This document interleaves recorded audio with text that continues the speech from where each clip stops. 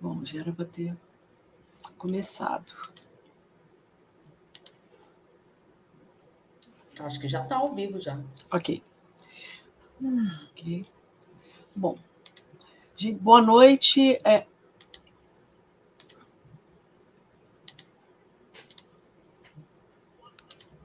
Boa noite a todas e todos e todes que estão vendo, que estão acompanhando essa live nesse momento, e a todos e todes também que em outro momento vão acompanhar, vão ver essa live.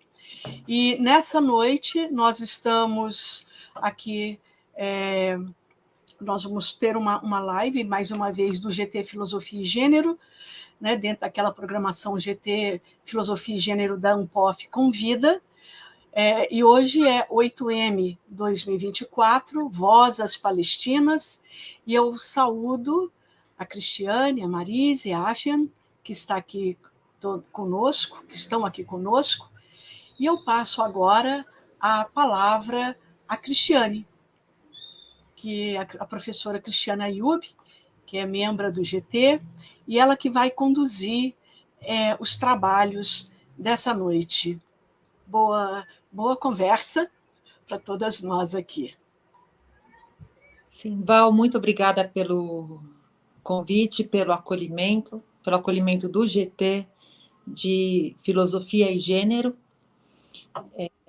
para conceder um espaço para nós falarmos dessa situação que é urgente, que diz respeito a cada um de nós e que sobre a qual paira um silêncio assustador entre os colegas de filosofia, mas não somente, né?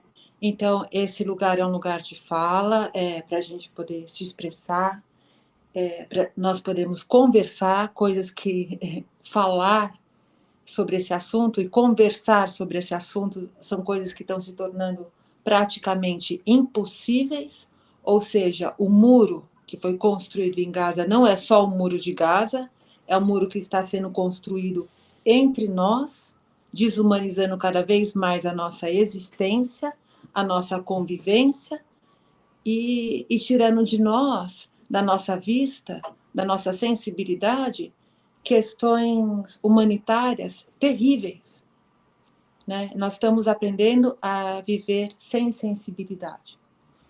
Então, agradeço muitíssimo o espaço ao GT, Filosofia e Gênero da Unpof.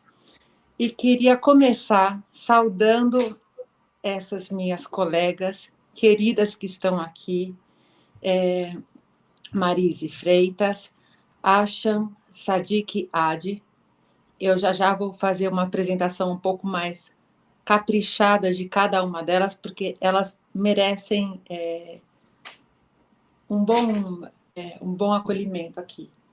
No entanto, antes de eu abrir para elas, eu vou falar um pouco da nossa dinâmica de hoje, que será da seguinte maneira. Nós três combinamos que primeiro a Marise fala, mas não vai ser uma fala como se fosse só a Marisa falando e a gente só escutando. Não, vai ser uma fala que a gente pode conversar sobre. Depois a Ashan vai falar também nesse sentido. E eu preparei uma pequena introdução, bem breve mesmo, e depois de todas essas exposições, nós vamos ver as perguntas que estão no chat do YouTube e considerá-las e conversar sobre. Então, eu queria dizer que esse silêncio tem me incomodado demais, né? Porque não é que nós não tenhamos mais acesso às informações. Não é que o nosso acesso à mídia seja, hoje em dia, só por uma mídia, só por uma fonte. Não, nós temos acesso. Se nós quisermos, tivermos um mínimo de boa vontade, nós conseguimos outras fontes de informação, né? E não é possível não falar sobre o número de 32.552 mortos em Gaza e 1.139 mortos em Israel. Não é possível ficar quieto diante dessas atrocidades e dessa situação, né? Então, por que esse silêncio? Por que esse silêncio? Eu pesquisei e acabei caindo num documentário da Al Jazeera que se chama A Exceção Palestina. Falando que nas universidades nós podemos falar sobre várias causas, exceto na causa palestina. Esse documentário foi produzido pela rede Al Jazeera de televisão. Nesse documentário tem várias coisas interessantes, mas, sobretudo, o caso das presidentes do MIT, da Universidade da Pensilvânia e da Universidade de Harvard, que foram chamadas à corte americana para testemunhar em relação àquilo que se chamava de um antissemitismo crescente no campus, nos campi, né, nos 3 lugares. Tem cenas desse julgamento, né, e também tem uma coisa que é muito estranha nesse processo todo, que é um pressuposto. Qual é esse pressuposto? Uma igualação entre criticar um governo e ser antissemita. Então, essa distinção é muito importante, é fundamental para qualquer coisa, porque um governo deve poder ser criticado. Quando nós criticamos o genocídio que tem sido praticado pelo governo de Israel, nós criticamos um genocídio, e este é praticado pelo governo de Israel. Se fosse praticado por um outro governo, nós também estaríamos criticando o genocídio. Né? Então, nesse processo, nós temos as 3 presidentes sendo atacadas, né? Tudo que elas falam é como se elas fossem antissemitas, e elas não são antissemitas. Elas se declaram não antissemitas, mas contra genocídio, contra cercear a liberdade de expressão nas universidades. E depois disso, a Claudine Gay, que era a primeira presidente mulher negra da Universidade de Harvard, ela se demite. Tem pessoas que falam que foi voluntariamente demitida. E também a presidente da Pensilvânia, ela também se demite. Né? Então, esse tipo de ameaça emudece. Esse tipo de ameaça envolve as nossas vidas, envolve tudo isso. Só que tem um problema. Nós precisamos agir de alguma forma. Não dá para a gente acabar com uma guerra, não tem como. Mas o que cabe a nós é, ao menos, usar a nossa fala, a nossa expressão, para alertar sobre o que está acontecendo. Gaza não é apenas Gaza. Está acontecendo isso lá, isso é urgente, nós temos que tomar providências. Só que, além disso, está sendo feito lá um experimento de guerra, de desumanização, de racismo, de supremacismo, de colonialismo. E isso já está se repetindo nas universidades. Vocês viram o que eu acabei de falar. Então, assim, vamos ficar mais ativos. Vamos seguir os repórteres de campo de Gaza. Vamos tentar nos unir de alguma forma para termos uma voz mais importante. Nesse sentido, o GT está convidando essas 2 companheiras maravilhosas para falar aqui hoje. Né? Então, a Ashton Sadiqiadi, ela é filha de palestinos, graduada em psicologia e mestre em educação pela UFMS, é doutora em psicologia social pela USP e diretora da Secretaria das Mulheres da FEPAL, Federação Árabe Palestina do Brasil. Eu vou voltar a essa apresentação quando eu for passar a palavra a ela, mas eu gostaria que vocês soubessem quem está sentado à mesa com a gente. E a Marise Farias é cineasta, graduada em Comunicação Visual pela PUC do Rio de Janeiro, com pós-graduação em Cinema pela Estácio de Sá. Marise participa do coletivo Árabe e Judeus pela Paz e se mobilizou pelo tema quando percebeu a manipulação da propaganda da guerra sionista em contraste com os horrores da Palestina. Então, a palavra está aberta. Vamos começar, como a gente tinha falado, com a Marise. Então, vamos começar. Olá, pessoal, boa noite. Eu quero agradecer o convite, dizer que eu estou muito honrada por ter sido convidada para falar aqui, nesse espaço, e dizer que, do meu ponto de vista, vou falar do meu ponto de vista pessoal, não tenho nenhum trabalho acadêmico a respeito, e não sou assim representante de palestinos, ou não tenho nenhuma relação familiar com os povos semitas, né? A não ser que seja algo muito distante que eu desconheço. Mas eu não estou aqui por causa da minha genética, eu não estou aqui por causa da minha religião, eu estou aqui pela minha humanidade. E eu quero falar do meu ponto de vista de cidadã. Eu trabalho com documentário, eu pesquiso sobre cultura brasileira, cinema brasileiro, e tudo que me interessa sobre justiça social eu trago para o meu trabalho, e eu tenho esse ponto de vista. Então, eu queria relatar aqui como que eu me interessei e abracei esse tema sobre o conflito da guerra contra a Palestina.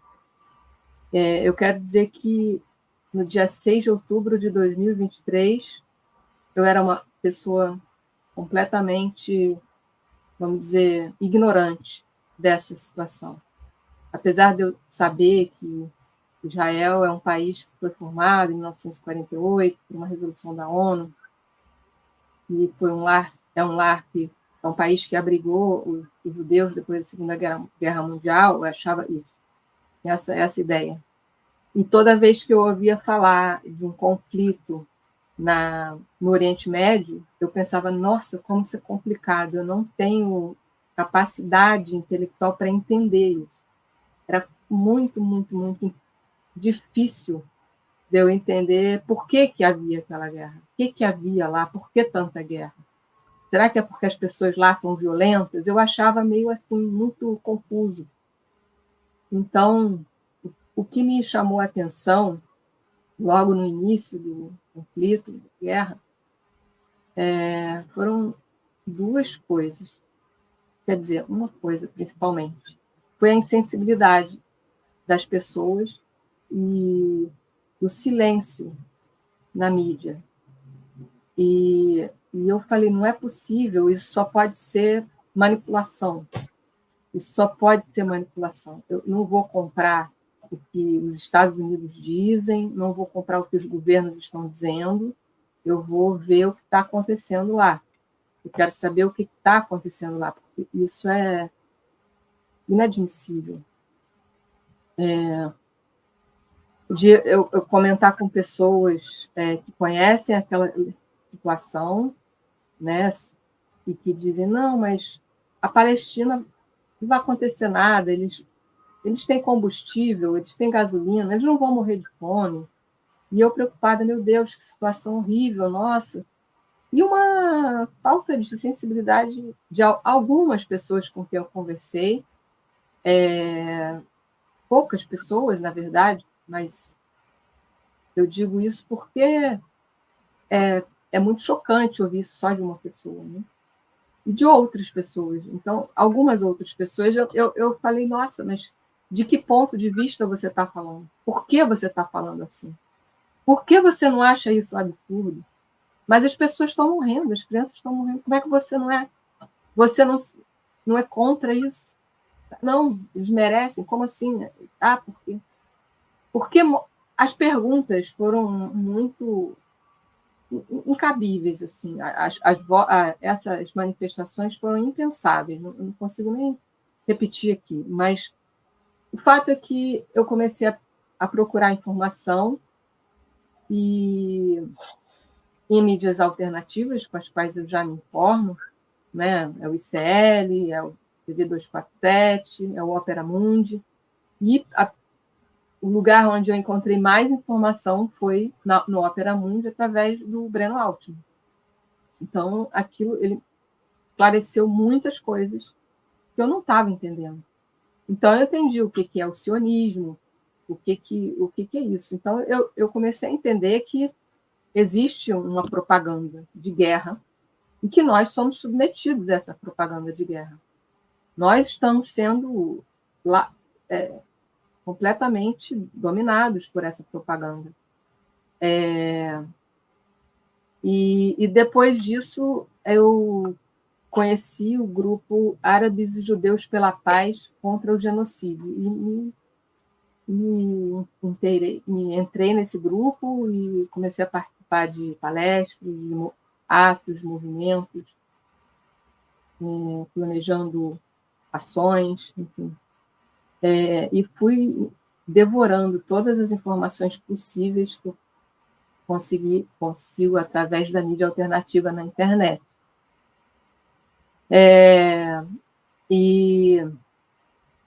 Enfim, o que a gente sabe é que não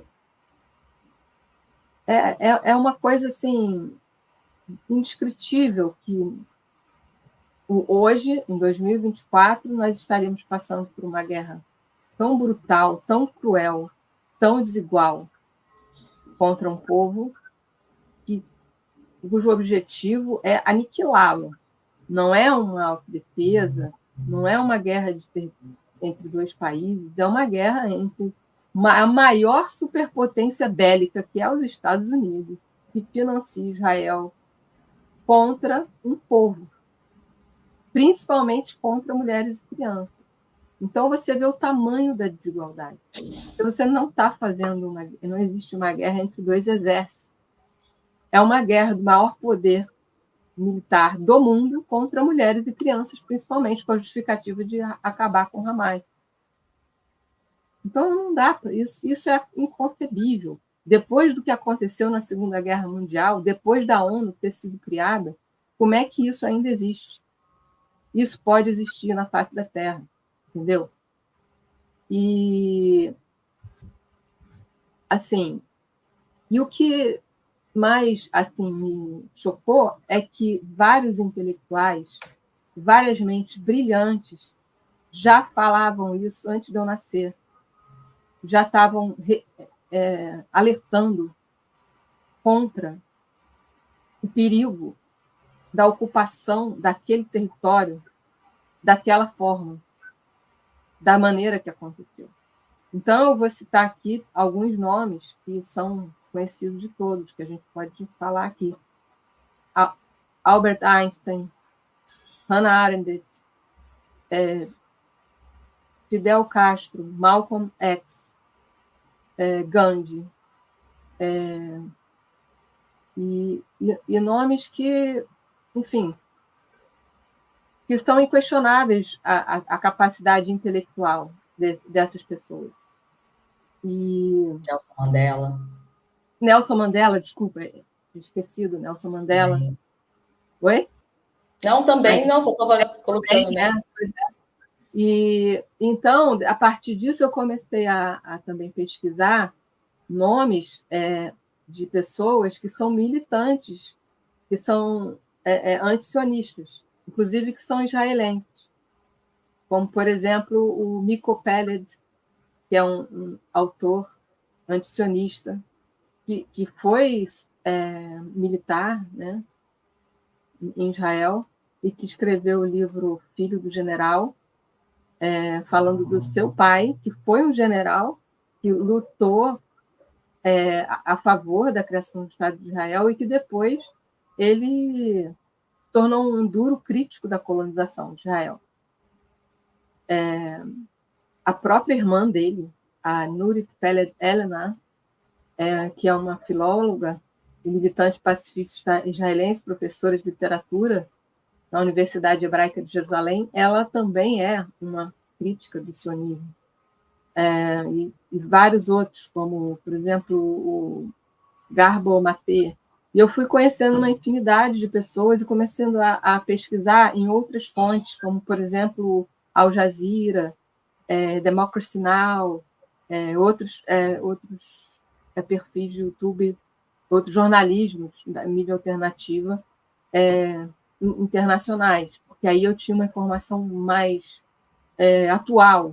Aqui demora um pouco para as pessoas comentarem, né? E também, principalmente, pelo celular. Desde que o Hassan Rabi chegou ao Brasil, eu sigo ele nas redes, né, na Instagram.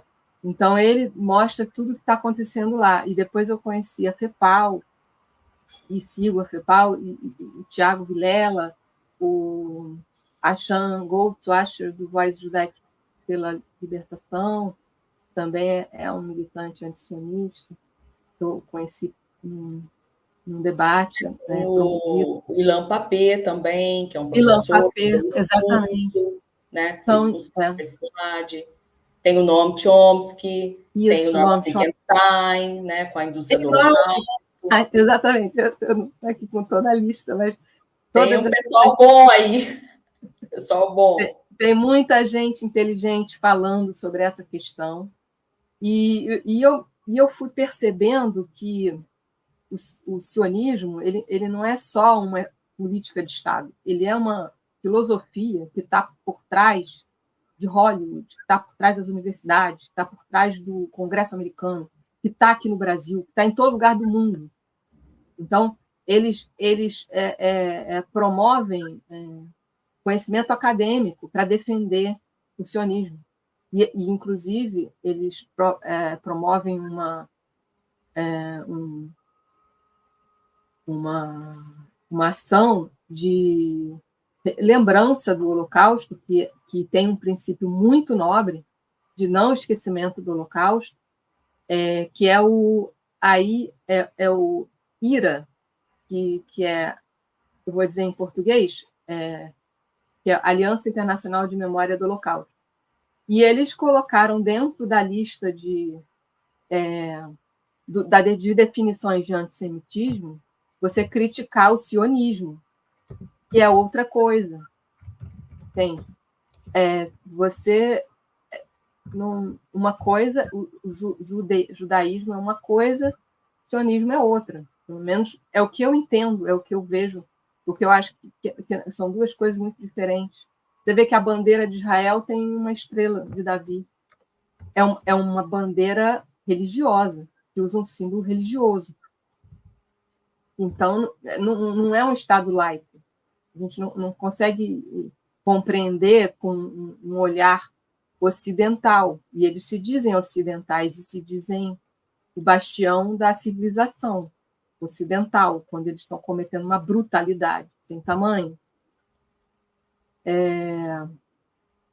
Enfim, então, a manipulação que a gente sofre, inclusive eu posso dizer que eu fui, durante a minha vida inteira, manipulada por uma falta de informação, e, inclusive, censurada nas minhas posições. Assim. Então, eu sinto que eu tenho que tomar cuidado, porque as pessoas podem se ofender com as palavras. A gente realmente tem que tomar muito cuidado com isso. Mas o que eu acho, assim, de ver algumas manifestações de muita empatia com essa causa que me tocaram, além todos esses nomes importantes que a gente mencionou aqui, foi ver, por exemplo, a representante da Namíbia falar na Corte Internacional de Justiça, quando ela lembrou do Holocausto, que os povos Herero e Namá sofreram no início do século XX, perpetrado pelos alemães, que eram colonizadores da Namíbia naquele momento. E ela falou, a gente passou por isso, nosso povo passou por algo semelhante. E ela falou o quanto existe de similaridade entre esses genocídios, né? Eu achei isso muito nobre, a empatia dela com o sofrimento de outro povo. Assim como eu sei que a Algéria se manifestou também, assim como eu sei que a África do Sul já se manifesta há muitos anos, desde que Mandela era vivo. A gente sabe que existe essa defesa da Palestina, eu não sabia disso. Enfim, por mais que a gente tenha formação acadêmica, por mais que a gente tenha cultura, a gente não tinha informação sobre isso. São 76 anos de opressão contra um povo que ficou silenciado durante todo esse tempo. E então eu achei muito nobre da parte dessa representante falar isso, porque quando você demonstra empatia, sem fazer escala de valor, né, qual é o genocídio maior ou menor, isso é humanidade. Então, assim, o genocídio da Namíbia me importa tanto quanto o Holocausto, quanto o genocídio dos palestinos e quanto o genocídio de Ruanda ou qualquer outro, contra a ditadura militar no Chile, ou a ditadura militar na Argentina, no Brasil, onde for. Então, assim, não existe superioridade na vitimização contra a humanidade. Não existe qualquer uma. Por isso que Mandela dizia que enquanto a Palestina não for livre, eles não vão ter... o mundo não será livre. Então, quer dizer, qualquer supressão de liberdade, qualquer opressão, qualquer massacre, qualquer violência contra um povo, ela diz respeito à humanidade, porque quem promove, os instrumentos que promovem esse genocídio são instrumentos de superpotência. Não é uma coisa de briga de vizinho, como pode parecer. Não é o cara que chegou no outro e deu um tiro. Não, tudo isso tem uma explicação política, até o cara que faz isso com o vizinho. Mas a gente está falando de uma dominação muito, muito sofisticada, muito além do que a gente pode entender dentro da nossa realidade pessoal. Nós somos controlados por essas potências capitalistas, né? E tudo não é uma guerra religiosa, isso ficou muito claro. Não é uma guerra religiosa, é uma guerra territorial, uma guerra de exploração econômica, de exploração de recursos naturais. Recursos materiais, uhum. E, inclusive, já existe exploração naquelas águas mediterrâneas da Palestina que são feitas por Israel. Então, assim, como que você pode fazer isso com um vizinho? Vamos supor que o Brasil fosse guerrear com a Argentina e fosse tomar o território da Palestina, quer dizer, da Argentina, e fosse colonizar a Argentina. Você acha que a gente vai ter bons vizinhos ou maus vizinhos? Não, a gente vai ter maus vizinhos. Se a gente disser, não, agora a gente vai ocupar o Uruguai, afinal de contas, o Uruguai já foi Brasil. Vamos pegar de volta o Uruguai. Qualquer justificativa que seja. Ou porque Deus escolheu o povo brasileiro como o povo que deve morar aqui no Brasil. Não, eu acho que não existe isso mais. Essa retórica religiosa não existe. É claro que todo povo tem direito de ter a sua autodeterminação. Mas eu vejo que assim não é um lugar específico para uma religião e nem específico para uma raça. Que você vai ter um lugar justo, um lugar civilizado. Se você tem privilégios e você promove a apartheid, você não está... A gente já ultrapassou isso há muito tempo. Já existem muita produção social, política, para pensar no desenvolvimento da humanidade. A gente já está num outro patamar. Só que a gente parece que está na época do colonialismo europeu, na África, né? Ou até no colonialismo ibérico nas Américas, né? Isso é impensável nos dias de hoje. E uma coisa que me chama muita atenção é a forma de pensar de israelenses. E eles pensam exatamente isso. Se os Estados Unidos jogaram bomba em Hiroshima e Nagasaki depois que a guerra já tinha acabado, quem vai falar contra a gente? Vamos descumprir todas as normas e vamos transformar a Palestina num matadouro. Esse post foi curtido pela, vamos dizer, videomaker, que assinou aquele artigo no New York Times, falando que tinha havido estupro no ataque do Hamas. Ela não tinha provas. Tem que verificar tudo isso. A gente tem que verificar o que é a diretriz Hannibal.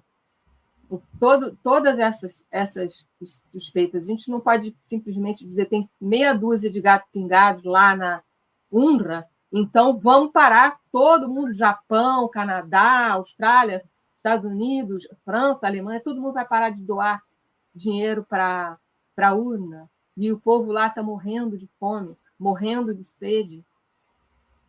As crianças amputadas, queimadas por fósforo branco.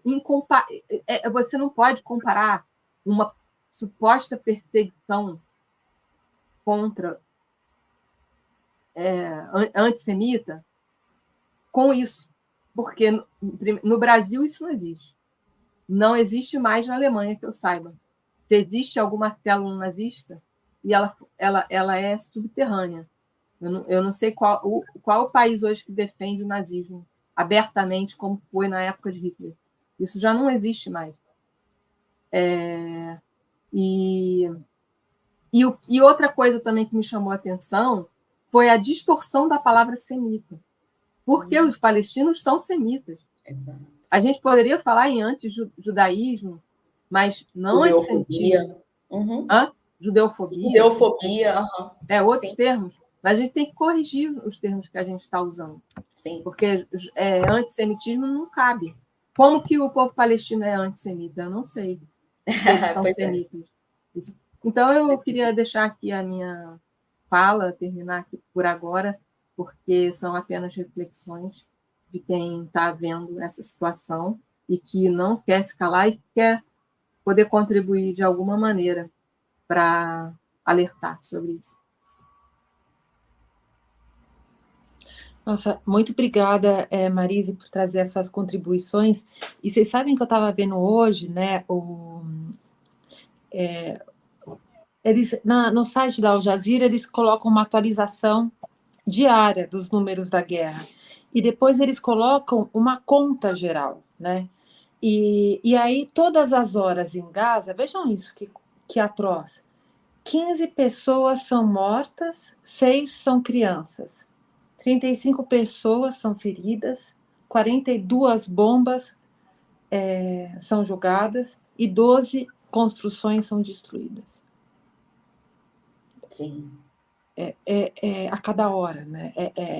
Sem parar.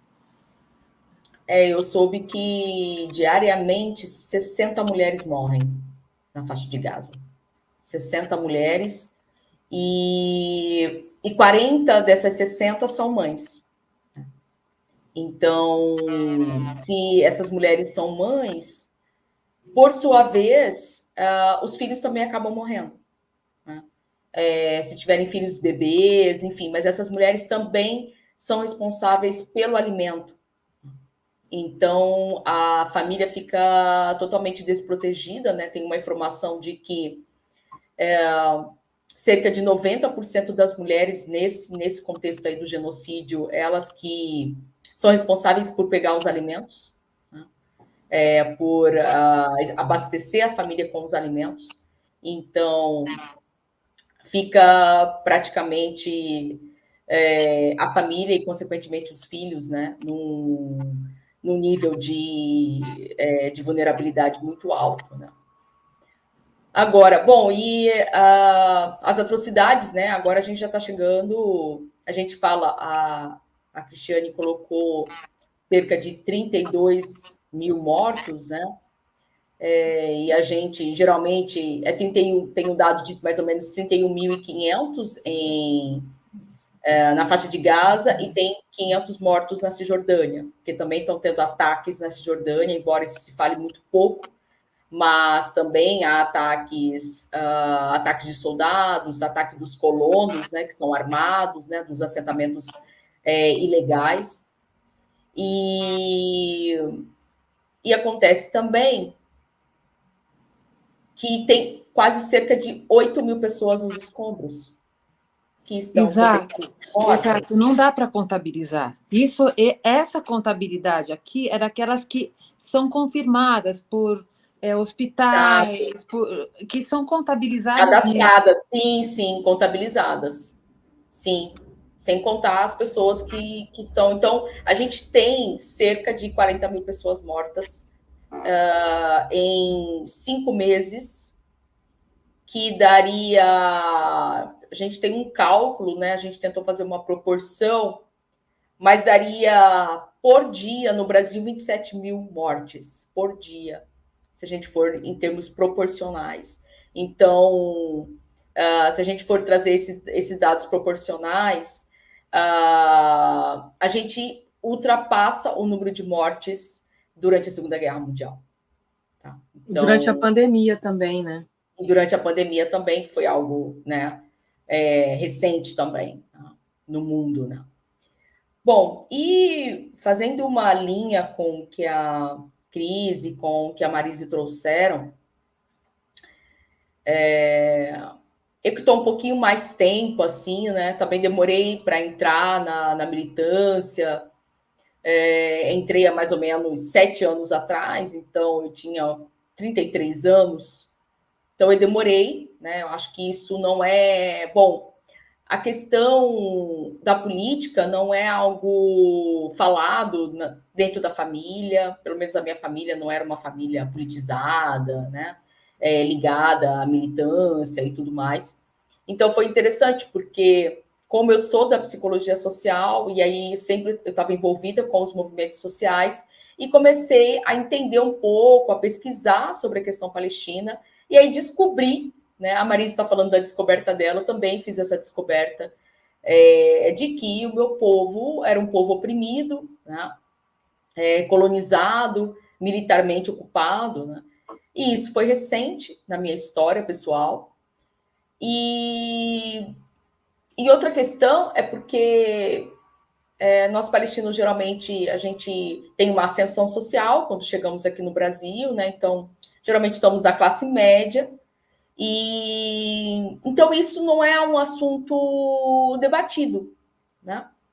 É um termo silenciado, ainda mais quando... Eu lembro que a coisa que é debatida é um pouco a questão dos partidos políticos. Sharm el-Sheikh, Hamas, Fatah, isso é uma coisa que causava uma certa celeuma, assim, um certo problema lá na comunidade palestina de Corumbá, que é minha comunidade de origem. Eu sou de Corumbá, Mato Grosso do Sul, então é uma cidade fronteiriça, né, em fronteira com a Bolívia, que tem quase 10 minutos, e aí os palestinos, os imigrantes, eles vão nesse local por conta dessas regiões de imigração, né, como Foz do Iguaçu, por conta da naturalização, até você organizar o documento e tudo mais, né? Mas a comunidade palestina de Corumbá é uma das maiores comunidades do Brasil, tem cerca de 300 palestinos entre imigrantes e descendentes, né? Embora a maior concentração de palestinos no Brasil fique no sul do Brasil, na região sul, mas a gente tem palestinos esparramados no norte, na Amazônia, em Goiás, Anápolis, Jataí, em Recife temos alguns palestinos, né? Os primeiros palestinos chegaram em Recife, o objetivo era subir para os Estados Unidos, subir para as Américas, né? Mas acabaram ficando por ali. Então, e a gente tem cerca de 50 mil palestinos no Brasil, né? A gente está organizando agora, enquanto FEPAL, o congresso, né? É o congresso da FEPAL, que vai ser agora em São Paulo, 17, 18 e 19 de maio, onde a gente vai estar debatendo algumas questões e elegendo a próxima gestão, a próxima direção da gestão da FEPAL, que é um encontro muito rico de palestinos, que encontramos palestinos de todos os lugares do Brasil. Tem muita gente ansiosa, inclusive, para esse encontro. Eu estou até estranhando, mas tem muita gente ansiosa. Mas, enfim, E falando um pouco dessa minha trajetória, e também um pouco dos meus estudos, eu não fico tão surpresa com esse silenciamento, porque a gente já fala e grita há muito tempo. Há muito tempo. Só que o mundo não nos escuta, né? Eu estava pensando que talvez há cerca de 100 anos a gente grita. Não é nem de 76. Se a gente for pensar, os primeiros massacres que os grupos terroristas israelenses perpetraram na Palestina, com o grupo Stern, Irgun, Haganah, né?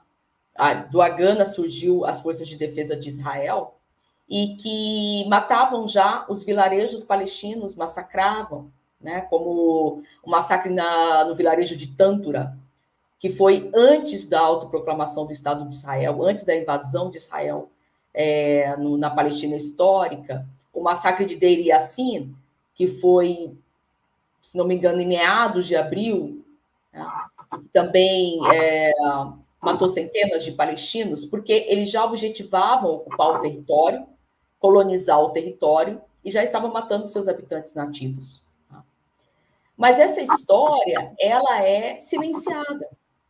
A gente não sabe sobre isso, né? O Ilan Pappé tem um termo que se chama memoricídio. É a morte da memória sobre os palestinos, né? Houve um apagamento, e é um apagamento físico, no sentido do genocídio físico, é um apagamento cultural, né? A gente sofre com a apropriação da nossa culinária, né? Os israelenses vêm dizer que determinada comida é deles, quando na verdade essa comida é nossa, né? A gente sofre com um apagamento nas redes sociais, né? O Google retirou o mapa da Palestina. Então, a gente sofre vários apagamentos, além do físico, né? Não aparece o mapa da Palestina nos livros didáticos israelenses. Isso é uma discussão da Nurit, né? Que analisa os livros didáticos israelenses de história e de geografia. Nos livros didáticos que eu analisei da Rede Adventista do Brasil, eles não fazem nenhuma referência à Nakba, que é a nossa catástrofe, onde morreram cerca de 15 mil palestinos que resistiram a serem expulsos de suas terras. Nós não saímos porque queremos, porque quisemos, né? Nós fomos forçados, e quem ficasse seria assassinado, né? Eles estavam com armas e iam matando quem resistisse a essa invasão. Então, é uma questão que eu observo, né? Tem 4 páginas para falar do Holocausto nos mesmos livros didáticos que eu analiso, e não tem nenhuma referência à Nakba, né? O Holocausto, falando até um pouco do âmbito da psicologia, o Holocausto é tido como um trauma coletivo e histórico aos judeus. A Nakba não é tida como um trauma. Então, há todo um silenciamento nesse processo. E aí falando assim, numa perspectiva histórica, mas também numa perspectiva social, como vários genocídios foram feitos ao longo da nossa história e a gente nem sabe, né? Foi até na nossa conversa, né, aqui preparando para a atividade, né, Marise, que você falou desse genocídio da Namíbia, promovido pelos alemães, que foi o primeiro genocídio do século XX, né? E tantos outros genocídios, genocídio armênio, genocídio de Camboja, genocídio no Vietnã, né? Então, assim, o maior genocídio que nós conhecemos é o Holocausto. E ainda assim, o Holocausto faz uma invisibilização das pessoas negras, dos comunistas, dos homossexuais, né? Das crianças com deficiência, das pessoas com deficiência, que também morreram no Holocausto nazista, né? O Holocausto não é só sinônimo de extermínio do povo judeu, né? Outros povos, outros grupos também foram exterminados nesse genocídio. Então, há um apagamento e um silenciamento do genocídio de diferentes povos, né? Ao longo da nossa história. Agora, o genocídio palestino, ele continua. Ele permanece. A gente fala, é uma Nakba contínua. A nossa catástrofe é contínua. A nossa catástrofe não parou, né? Até agora a gente não parou. Assim, a gente não consegue parar, tá? Por quê? E aí eu estava pensando isso, né? Eu gosto da discussão do Agamben, né, quando ele vai falar do Homo sacer, que é o ser humano que pode morrer e não vai fazer falta. Os palestinos é esse povo. Entende? Não vai fazer falta, não vai fazer diferença. O luto não é o mesmo. Né? Então, tem uma questão aí de classe, tem uma questão de cor, tem uma questão étnica. Tá? Por exemplo, exato, Heloísa, o povo cigano também, que também passou por esse extermínio e que também é invisibilizado. Tá? Essas questões, né, elas nos atravessam, né, em várias demarcações, né, étnica, de classe. A gente estava falando das feministas, né? Por que as feministas não se pronunciam contra esse feminicídio que está acontecendo na Palestina? Né? Mas aí eu estava pensando, eu estava conversando com algumas pessoas também, mas muitas feministas sempre se silenciaram, não é agora. As feministas que deram os primeiros movimentos, elas estavam preocupadas com a questão do voto, por exemplo, do direito ao voto. Eram mulheres da elite, elas não estavam preocupadas com a mulher que estava passando fome. Elas estavam preocupadas com reivindicações pessoais do grupo delas. Então, essas mulheres palestinas, as mulheres afegãs, as mulheres do Paquistão, as mulheres da Índia, desculpa, as mulheres ocidentais não estão preocupadas com elas. Eu estava pensando sobre isso. Não estão preocupadas, gente, nunca estiveram. A gente não está... a gente não tem um trabalho, uma preocupação mais presente com as indígenas do Brasil, com as mulheres negras. Entende? Então, assim, e aí a gente fala, né, uma coisa que o Salem Nasser traz, há uma comoção seletiva, a gente escolhe com quem a gente se identifica e por quem a gente luta, né? A dor das mulheres palestinas não nos afeta, não mexe com o nosso coração, com o nosso cotidiano, com a nossa consciência. E não é de agora. E não é de agora. Né? Eu acho que o que está acontecendo é fruto de um processo histórico também. De vários silenciamentos e que nós não fomos tocados. E será que a gente ainda vai ser tocado ainda? Né? Então, é um processo... sim, eu vi. A Judith Butler se pronunciou, sim. Né? Ela fala... Angela Davis também se pronunciou. Né? Sim. Então, tem... nós estamos nos pronunciando. Nós estamos, claro. Falar, entendeu? Claro, é um grito aqui, né? É um espaço de fala. Mas a gente... Eu estava pensando assim, né? Mas por que, como também Cris e Marise, todos nós, todas as mulheres que estão aqui nos ouvindo, todas as pessoas, e o silêncio dos ditos decoloniais? Cadê? Dos Yanomami, sim. Exatamente, eu ia falar sobre o genocídio dos povos indígenas, que já ocorre desde que os portugueses chegaram aqui, que eles foram deslocados de suas terras e foram empurrados para dentro do Brasil. E recentemente a gente teve uma demonstração de intenção de matar um povo, o Yanomami, quando eles propositalmente deixaram de receber alimentos e medicamentos contra a Covid, recentemente. Mais para trás você vai ter outros massacres, como o Paralelo 11, contra o Vaimiri e Atuari, você tem outros povos que foram genocidados completamente. Tinta Larga e vários outros povos. Até o Ailton Krenak fala que essa guerra não acabou, ela continua hoje. É a mesma coisa com a Palestina. Só que ninguém lembra dos indígenas, eles estão no Brasil, existe um genocídio dentro do Brasil contra os povos indígenas e ninguém lembra. Mesmo quando se fala da Palestina, não é que eu quero dizer nada atrás, né? Ninguém lembra dos povos indígenas. Eles não têm voz, porque eles não têm celular. O que acontece, o que eu acho que a grande diferencial que aconteceu com esse genocídio televisionado é que lá você tem todo um povo fazendo o diário da sua morte ali, Aham. com o celular, né?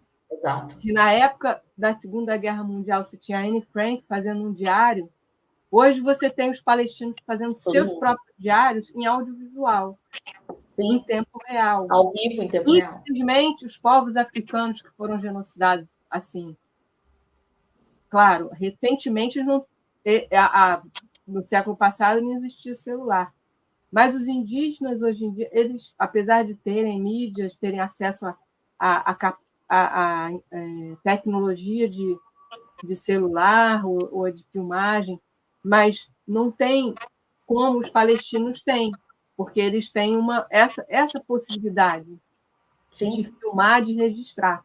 Os indígenas não têm. Então, a gente não sabe, mas está acontecendo. Pode não ser pelo Estado brasileiro, mas já foi pelo Exército Brasileiro na ditadura. sim. Mas agora, Marise, sabe quem mata os indígenas? É o agronegócio. É uma colonização. Eu estava conversando com os indígenas aqui do Dourados, que tem a maior aldeia indígena urbana. Fui lá para conversar com eles, né? E eles falando que há muita semelhança no processo de colonização. Primeiro, com a apropriação das terras indígenas, que nós também sofremos com as suas particularidades, mas os indígenas também sofrem a apropriação de terras e é o povo nativo. Então, tem semelhanças com o que acontece com os palestinos, que também perdem as suas terras, né? E é o povo nativo. Ele está falando, está faltando água para a gente, Jean. O Daniel Guarani Kaiowá, que é uma liderança aqui em Dourados. Ele falou que está faltando água para a gente, porque o agronegócio extrai toda essa água. E aí falta água nas aldeias. Tá? Ele disse, as nossas crianças estão subnutridas. Então, assim, essas colonizações, enfim, essas táticas são parecidas. É uma forma de exterminar o povo, né?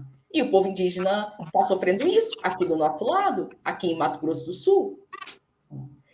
Então, e a gente está silenciado. Aqui, as casas de reza deles são queimadas pelo agronegócio.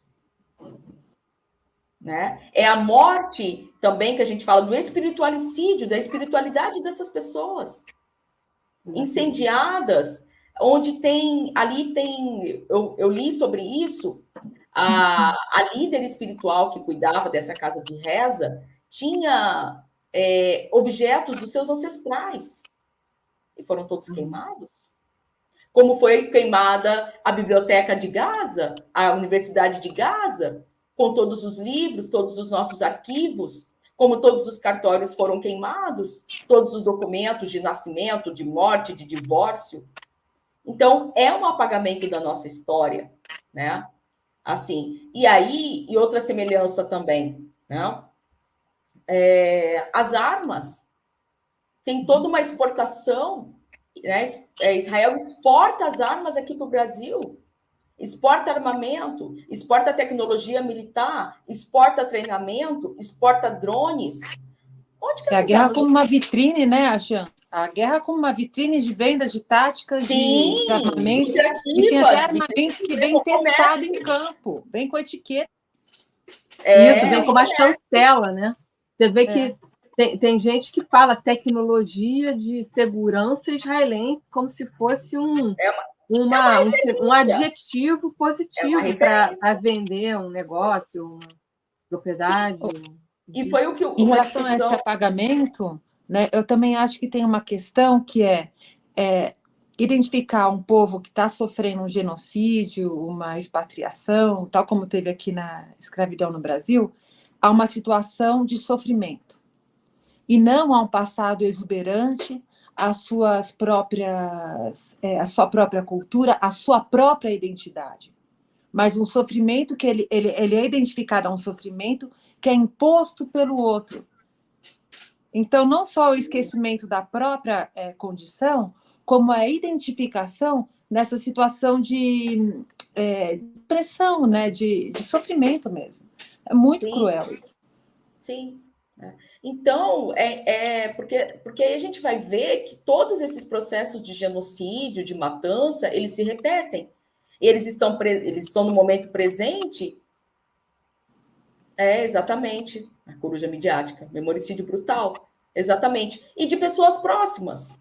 Não é só lá no Oriente Médio ou lá na Palestina. Tá? Esses procedimentos se repetem. E foi uma discussão que o Vladimir Safatli trouxe quando teve a manifestação pró-Bolsonaro, né, com milhares lá em São Paulo. Ele falou, o que está acontecendo na Palestina é um modelo, é um protótipo. E se a gente não se cuidar, vai chegar aqui, já chegou, gente. A gente tá pensando que esse pessoal tem um projeto. A gente não pode subestimar essa extrema-direita. Eles têm um projeto, e tem um projeto de extermínio de determinadas pessoas, de determinados grupos. E esses projetos, e esse projeto que está sendo, esse laboratório que está lá na Palestina, ele não vai ficar por lá. Ele vai ser disseminado em outros lugares do mundo. Exatamente. Com aqueles os indesejáveis. Os palestinos não são os indesejáveis, né? Aqui também no Brasil a gente tem os indesejáveis. Os pobres, as mulheres pretas, as pessoas pobres, os homens negros, os indígenas, as pessoas na rua, os moradores de rua, enfim, os dependentes químicos. É uma lista enorme. Então, esse processo é interessante a gente pensar, porque isso nos aproxima nas lutas, nos aproxima na resistência, né? Porque as opressões nos atravessam a todos. Eu falo aqui, enquanto filha de palestinos, militante da causa palestina, mas eu também eu me simpatizo com esses grupos, né? Porque a gente está numa luta próxima, né? O silenciamento do assassinato da Marielle Franco. 4 anos se passaram, né? Foi uma mulher extremamente importante para a periferia do Rio de Janeiro. Então, eu acho que a gente tem muitos elementos para nos unir nessa luta, né? E, assim, esse silenciamento, ele está presente, como a gente falou, o silenciamento dos decoloniais, gente, eles discutem colonialidade, colonização. Cara, assim, estudei minha tese, fiz minha tese em cima da perspectiva decolonial e, de repente, eu me deparo com o silenciamento deles. Como? Como? É muito contraditório, é muito paradoxal. O que é? Vai ficar na teoria, então? Há um genocídio aí, uma colonização que os palestinos sofrem em pleno século XXI, que nós sofremos aqui no século XVI, em 1500. Não estou falando de colonialidade no sentido subjetivo do termo, né? Porque a gente está colonizado ainda, né? A gente tem os valores dos brancos, a religião do branco, né? A referência de beleza é a referência do branco, a referência de cabelo, de cor de pele e tudo mais. A gente está colonizado mentalmente ainda. Mas eu estou falando dos palestinos que ainda estão colonizados materialmente, territorialmente, politicamente, né? No seu espaço de terra, no espaço da sua casa. E os decoloniais, outro silenciamento assustador. Assim, não, dá vontade de queimar todos os livros, porque não serviu para nada, meus queridos. O que vocês falam não está servindo para nada. Eu não vi nenhum pronunciamento. Eu acho que essa indignação... É muito interessante ver o que os representantes dos países africanos têm falado, né? Você vê, por exemplo, essa representante da Namíbia no ICJ, eles haviam, o governo da Namíbia havia se colocado contra o apoio da Alemanha a Israel, dizendo como que a Alemanha pode apoiar um genocídio depois de ter perpetrado um genocídio contra os judeus no século XX. E eles dizendo que eles sofreram um genocídio. A África do Sul levando essa questão do genocídio para a ICJ, para a Corte Internacional de Justiça, e tudo que ele... É impressionante o apoio e a transparência, a veemência, a força do grito deles pela Palestina lá. O apoio é total. Sim. O apoio é muito grande, é muito bacana de ver. Eu queria ver o apoio da Algéria, o que você está falando na Algéria, porque eu sei que a Algéria está apoiando a Palestina. Agora, você estava falando que isso é um projeto, né? Eu acho que a maior burrice dos povos, das pessoas comuns é achar que não tem nada a ver com isso. Por quê? Porque a gente está vivendo cada vez mais concentração de riqueza nas mãos de muito pouco. Isso significa que todos nós estamos sujeitos a estar neste lugar da opressão. Não importa. É claro que existe uma hierarquia, né, de pessoas, mas qualquer um pode se tornar o alvo da vez, né? E o projeto de Israel não é só na Palestina, é no entorno também. Sim. É no Líbano, é na Sim, Síria, sei lá, onde for por ali. Né? Esse projeto com a Grande Israel. E ele já tem esse projeto há muito tempo. Sim. E eu acho também outro ponto que a gente estava falando, que vocês comentaram, eu acho importante também retomar, é esse processo de desumanização. Né? Por quê? Eu acho que há um processo de desumanização duplo, de via dupla. Né? Os palestinos são desumanizados, né? As mulheres palestinas são desumanizadas, as crianças palestinas são desumanizadas. Exatamente, Heloísa. Exatamente. Nunca saíram. Sim, não tem liberdade nem de sair, nem de vir. Exatamente. Tá? Então, tem esse processo de desumanização. Eu posso matar porque são inimigos, porque eles não são seres humanos como eu. Né? Teve até uma autoridade israelense que falou que eles são inferiores a animais, né? Que não dava para comparar os palestinos com animais, porque era uma ofensa aos animais. Então, é uma desumanização dos palestinos, das mulheres palestinas, das crianças palestinas, porque todos são terroristas em potencial. Né? São monstros que precisam ser exterminados, né? Eliminados e tudo mais. Bom, nem vou entrar na discussão aqui do Hamas, mas assim, estava pensando sobre isso, né? Por que o Hamas foi criado? Né? Porque o Estado palestino não deixou de existir. Depois de 40 anos de colonização, de opressão, de tortura, veio o Hamas para tentar uma forma de libertação. Né? Se não, se o Estado palestino tivesse sido criado em 1948, o Hamas não teria sido criado. É uma fonte também de acolhimento dessas pessoas, né? A questão do fundamentalismo religioso, enfim, mas é um outro tema, mas enfim. Agora, essa desumanização, ela perpassa também os próprios israelenses. Os israelenses também estão se desumanizando. Né? Os sionistas também estão se desumanizando. Né? Essa frieza de exterminar uma outra pessoa está te tornando um monstro. Né? Como essa desumanização também nos atinge em outro nível, em outro grau, mas com a falta, com a indiferença que a gente teve durante a pandemia, 2 anos atrás. As pessoas morreram, 700 mil pessoas morreram, e eu ouvi falar as pessoas falando, achei pouco. Eu falei, como assim você achou pouco, meu camarada? Que é isso? O que você tem aí no peito? Uma pedra? Né? Então, como essa ideologia, ela tá perpetrando, né? E no caso de Israel, essa desumanização, ela começa desde a infância, desde a educação infantil, né? Promovendo toda essa desumanização dos palestinos e tudo mais, que depois do ensino médio, os soldados e as soldadas são obrigados a servir o exército, né? E assim, o primeiro palestino que encontrar na reta vai matar. Né? E vai matar da pior forma. Já falando, gente, hoje eu recebo vídeos o tempo todo, né?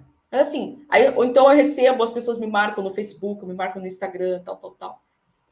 E aí hoje uma mulher estava falando que as mulheres palestinas grávidas, os ventres delas são abertos. matam, os ventres são abertos, e eles passam com um tanque em cima das mulheres, com um tanque de guerra. Ou seja, mas eu vi também fotos de palestinos, né, totalmente esmagados pelos tanques. Onde a gente chegou? E ainda fotografada, né? Depois de esmagado, fotografado para mostrar como é que é a cor, como é que, né? O nível, né? Sabe? Então, e agora também, no sentido também... Estão pedindo aqui para a Marise falar um pouco sobre a denúncia espalhada pela mídia das mortes dos bebês. E a Karina Greco também está comentando o seguinte: a humanização apenas do seu próprio gueto, religião, país, uma visão limitadíssima de humanismo. Também falou antes a Karina Greco que há uma hierarquia como fruto da colonização. Se vocês quiserem... Eu vi, passou aqui. Tá bom. Posso falar ou você quer terminar? Você fala? Já quer Pode terminar? Falar. Assim, não, então, é até interessante a Suzana propor essa questão, porque você estava falando sobre esse relato terrível que você contou aí, e uma das acusações feitas contra o Hamas foi que o Hamas teria aberto a barriga de uma mulher e teria matado uma mulher grávida, e isso não foi provado. Foi feito um inquérito sobre isso, uma investigação não oficial, porque Israel não investiga nada, mas existem jornalistas investigando, internacionais, e que não encontraram provas. Inclusive, essa questão dos bebês decapitados, eles, primeiro, o que é interessante é assim, que eles nem se preocupam em mentir bem. Eles mentem tão mal que eles colocam 40 bebês, não é 39, não é 38, não é 17, é 40, número redondo. E não se comprovou isso. Não haviam bebês enjaulados e depois decapitados, né? E nem incinerados. O que aconteceu, o que se sabe realmente, é que essas coisas são feitas pelos israelenses contra os palestinos. Por exemplo, nesse massacre de Deir Yassin, que você mencionou, houve uma situação como essa, em que um pai foi obrigado a jogar o seu filho, bebê, dentro de um forno. Ele se recusou. Ou que eles fazem acontecer, já aconteceram no passado, contra o povo palestino. Então, essas invenções são invenções do israelense. São criações da mente brutalizada dessas pessoas, que são criadas para pensar na brutalidade da humanidade, da sua própria humanidade. Agora, você para pensar. O Miko Peled, por exemplo, que é esse ativista israelense, antisionista, ele fala que o genocídio contra Gaza, contra os palestinos, tem total apoio da população. Mesmo aqueles liberais, mesmo aqueles profissionais, artistas e tudo, eles servem ao exército. E eles só vão, e eles se manifestam contra determinadas pautas que os beneficiam, que eles liberais, que eles se manifestam, mas se calam quando se fala de Palestina. Então, são muito poucos dissidentes que se colocam contra o sionismo vindos de Israel. Você vê que, por exemplo, tem muitos colonos que vão morar lá que vêm dos Estados Unidos. Eles querem ter uma casa, uma terra, um território de graça, e que eles conseguem de graça para morar, com apoio para morar. Israel promove casamentos, promove a população local, a ocupação demográfica, entendeu? Para ocupar território. Então, isso é uma política de Estado, não é uma... a Suzana está falando do uso do drone. Ainda tem essas tecnologias sofisticadíssimas de morte. Não, e também... E, Marise, posso falar? Uhum. E tem também a questão, por exemplo, dos bebês, e acho que isso muito pouco se fala, né? Mas tem dos bebês que são capturados e eles vão para adoção. Tem essa também. Não são mortos, mas eles são capturados para duas coisas. Ou para adoção ilegal, né, de mulheres israelenses, mulheres judias, enfim, que não podem ter filhos, que são estéreis, inférteis, enfim. Ou então eles matam esses bebês, né, e usam os órgãos. Né? Então, por exemplo, uma córnea, um rim, um fígado, usam os órgãos desses bebês para os bebês israelenses que nascem com algum tipo de doença. Os órgãos dos jovens palestinos também, tá? Que também sofrem, né? Eles são mortos no território israelense e, às vezes, eles são devolvidos para a família e a família já fez, porque a gente tem uma desconfiança, e a família fazia exames e observava que eles voltavam sem determinados órgãos.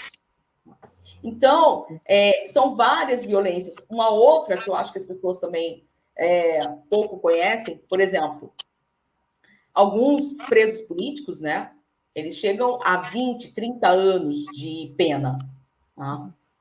Então, por exemplo, se caso esse preso ele morra e ele tenha cumprido 25 anos da pena, né? Eles só devolvem para a família quando completar 30 anos de pena. Eles ficam guardados em freezers, ficam com os corpos guardados em freezers, e só depois que cumprir os 30 anos da pena, por exemplo, é que eles são devolvidos à família. Ou seja, eles não devolvem nem os mortos palestinos para a família. Né? Eles vão cumprir as penas. Então, é um sistema de violência, de violação, né, extremo, é uma catástrofe. E que a gente vive, e que os palestinos vivem lá diariamente. Não é de agora. Agora a coisa intensificou. Mas a gente está vivendo isso há pelo menos 76 anos. E agora, por conta das redes sociais, acho extremamente importante a comunicação, as mídias sociais, as pessoas estão vendo. Agora estão vendo, teve uma tomada de consciência, teve manifestações no mundo inteiro, mas ainda não parou. Então, a gente ainda está precisando pressionar mais.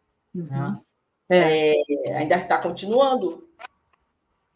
E eu queria comentar sobre essa questão das prisões administrativas que ocorrem contra os palestinos, que é uma prática da época da colonização britânica, que até hoje ocorre lá contra os palestinos. Eles são aprisionados sem nenhuma razão, sem um julgamento ou uma acusação, e depois são julgados pelo Tribunal Militar, e eles cumprem penas que são assim de 150 anos, 200 anos, ou quando eles têm penas que eles estão prestes a expirar, eles renovam aquela pena por mais 30 anos. É um sistema assim medieval, assim. O que a gente está falando é uma sofisticação da Idade Média, da brutalidade que houve contra os judeus, contra as bruxas, contra as mulheres na Idade Média. Sim. A gente voltou à Idade Média. Sim. Entendeu? Agora, sem contar o presídio das crianças com 8, 10 anos também que são presas, né, com menores de idade, crianças que sofrem menores tortura, que, enfim, sofrem, elas são despidas, sofrem pressão psicológica, tortura psicológica e várias violências, né? Então, mas aí eu me pergunto, cadê o mundo? Não é de agora que Israel faz isso.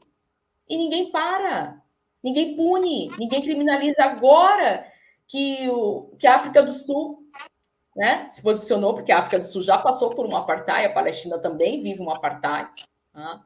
Mas ainda teve toda uma burocracia para falar se aquilo era genocídio ou não. Gente, são de brincadeira. Né? Exatamente. São de brincadeira com as nossas vidas. Exatamente. Assim, isso é quase inadmissível, uma coisa que está escancarada, e aí ficam enrolando por burocracia e tudo mais. E isso, enfim, as coisas não pararam. Netanyahu está aí falando livre, leve e solto. É um criminoso de guerra, como foi Ariel Sharon, como foram vários. Né? A Golda Meir acabou de sair um filme sobre ela, você que é cineasta, Marisa. Eu soube. Fazendo uma referência a ela. Né? Então, por isso que, como você estava falando, o cinema, a literatura, a ciência, toda numa linha sionista, orientalista, na linha do que o Eduardo Said discute também. Né? Então, não é de agora que a gente está confrontando, né, Cristiane, você está falando, a gente falando do silenciamento, da desumanização, mas esse processo é histórico. O estereótipo de palestinos como terroristas, de muçulmanos como terroristas, né? Muçulmanos como monstros. Né? Agora a gente está, os muçulmanos, né, estão vivendo o Ramadã, né? Que é o jejum, e os ataques também estão sendo feitos durante o Ramadã. Não há respeito pela mesquita de Al-Aqsa. Porque eles querem fazer o templo de Jerusalém, né? Então, a gente sofre há décadas intensas violações. Né? O direito humano não chega para a gente, o direito humanitário não chega, a Convenção de Genebra não chega para os palestinos. A Convenção de Genebra determinou regras durante a guerra. Eles não respeitam nenhuma regra. Eles, assim, por quê? Porque eles sabem que eles são impunes. Eles ficam impunes. Essa impunidade faz com que eles façam as maiores atrocidades. E agora, só para fechar o raciocínio, e agora tem ainda, além de toda essa atrocidade física, uma atrocidade de uma violência simbólica contra as mulheres que são filmando com as lingeries das mulheres palestinas, que é um desrespeito a todas as mulheres desse mundo, zoando, brincando, zombando. Além de estuprando, né? Além de estuprando, que agora os registros estão aparecendo também. Sim, dos estupros. Sim. E assim, então, e se essa guerra fosse motivada por conta dos sequestros, as mulheres e as crianças não seriam alvo. E dessa vez a gente está vendo uma estratégia em que as mulheres são especialmente miradas. É claro que tem os homens, que tem as crianças, mas tem esse direcionamento. Né? Até algumas camisetas que já foram usadas antes, né, do movimento sionista, que tem ali uma mulher, um desenho, um contorno de uma mulher, uma mira, muçulmana, e aí é um tiro por duas vidas, né, louvando essa iniciativa. Então, é exatamente isso. Né? O extermínio das mulheres palestinas, né? Para pensar na questão da reprodução. Que potencialmente... Exato. Né? Também terminar não só com a possibilidade de existência, mas com a possibilidade de reprodução de um povo. Sim, da cultura, da culinária, do artesanato, da roupa. É isso. Por isso que as mulheres, historicamente, sempre foram alvo dos sionistas. Por isso que os bebês são alvo. Porque também, eles são considerados futuros terroristas. Sim, sim. E aí, então, por isso que bom, acho que a gente já está, né, não sei como que vai estar o tempo, mas por isso que essa questão do terrorismo, terrorista, e eu venho discutindo isso, né, mandei uns textos para vocês e tal, é muito pesado para nós.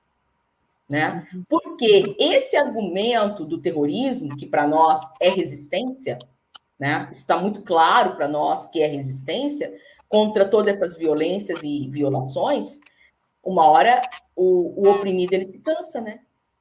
Uma hora ele vai se revoltar, uma hora ele vai explodir, literalmente. Não. Por que o oprimido ele tem que aguentar tudo em silêncio? Até quando? Não. Uma hora ele vai se sublimar. Pode falar. Não, é que na própria ONU eles reconhecem o direito do colonizado de se revoltar com as armas que forem. Sim, exato. E ele está sendo oprimido. Sim, inclusive com a luta armada, que é a Resolução 3743, de 82. Né? Temos aí 40 anos dessa resolução, 42 anos dessa resolução, mas as pessoas não conhecem também. Aí vem a mídia hegemônica, é terrorista. Terrorista é Israel, camarada. Ó, o terrorismo de Estado israelense. Como a Marise trouxe, essa questão totalmente desproporcional, que nem cabe a palavra guerra, nem cabe a palavra conflito, é genocídio, é o projeto de extermínio. Punição coletiva e por aí vai. Por aí vai. Né? A gente está falando de forças armadas, a Palestina não tem forças armadas, a Palestina não tem um Estado. Né? O quê? O Hamas planejou há pelo menos alguns anos esse ataque.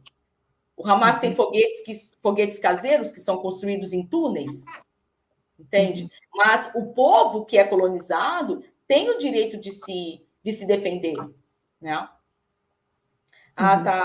Alguém pediu aqui que o som tá tendo chiado.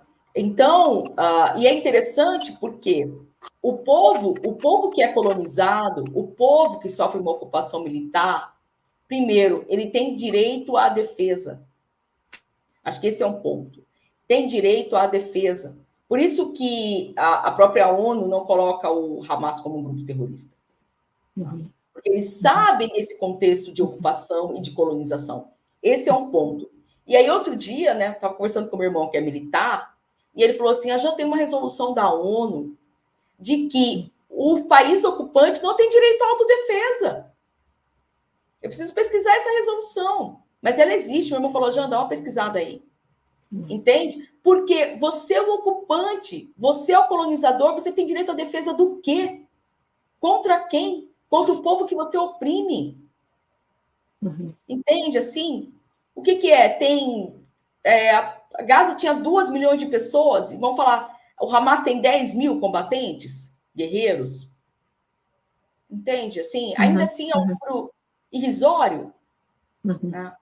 Então, você está se defendendo contra quem? Por isso que essa narrativa midiática, ela é perversa. Ela deturpa, ela distorce a história, ela não conta a história, ela não só apaga, porque quando fala, distorce. Né? Então, nos é muito caro. Felizmente, a internet, a web, possibilitou as mídias alternativas, que eles tentam silenciar também. Um exemplo, a Marisa estava falando, por exemplo, às vezes eu recebo links, né, falando do Hezbollah, né, e dos ataques, né, do Hezbollah contra os soldados sionistas. Quando eu coloco o link no Facebook, eles apagam o link. Ah, é? Sim. Eles falam que esse link foge aos padrões da comunidade, às regras dos padrões lá da comunidade. Caraca. Eles identificam a fonte. Eles identificam a fonte. Eu deixei a informação lá e tirei o link. Entende? Mas, assim, o nível de controle e de vigilância que eles têm contra informações contra-hegemônicas. Né? E eu, por exemplo, agora falando de uma questão pessoal, por exemplo, eu não sei, por conta da minha militância, se eu consigo entrar na Palestina. Que a gente tem que chegar por Tel Aviv ou pela Jordânia. Eu não sei. Se eles dão um olhar no meu... Eu vou ter que mudar meu nome, né? Colocar outro nome nas redes sociais, né?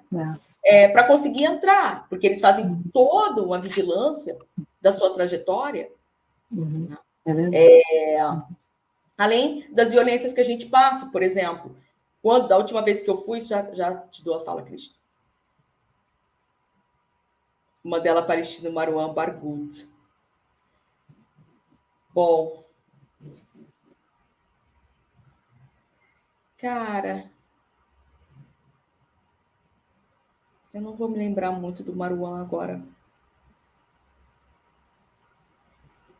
Não vou me lembrar. Não vou me lembrar. Não vou. Só se eu fizer. Eu posso falar um outro assunto? Pode falar, eu não me lembro. Paralelo? Assim, pode.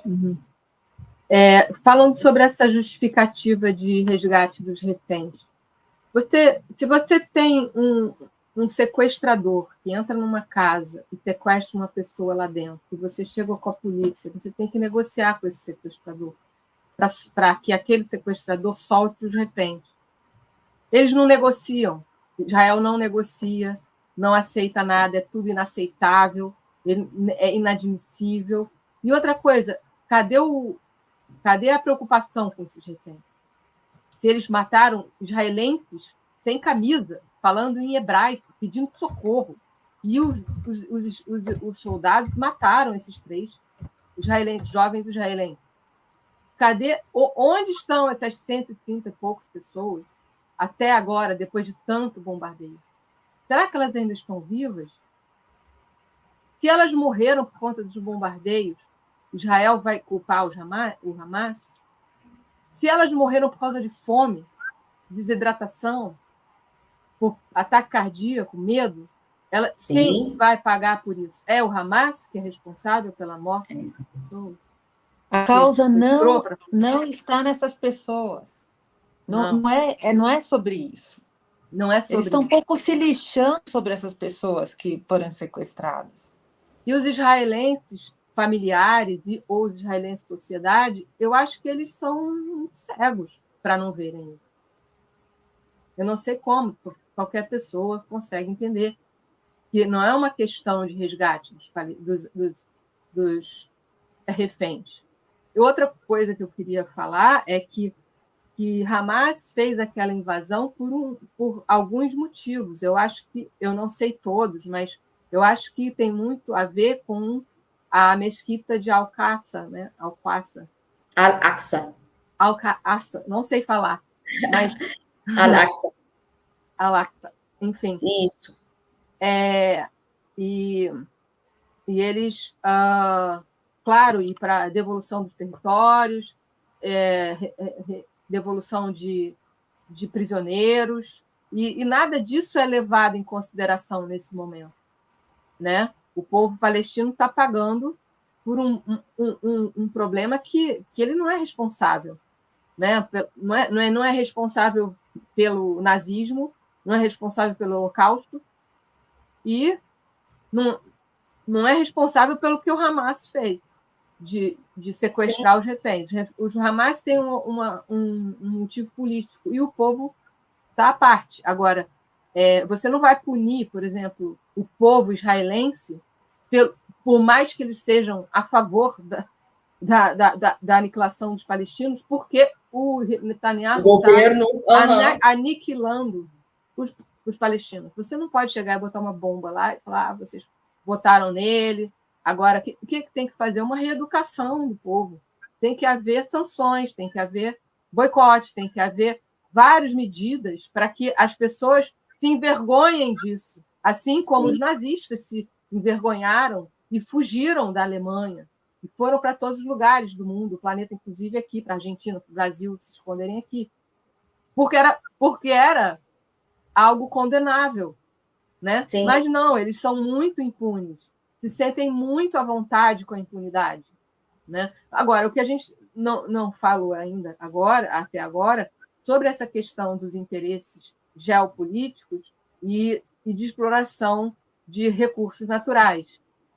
O que existe no mundo ocidental, principalmente nas superpotências, é o medo de que o sul global domine a economia.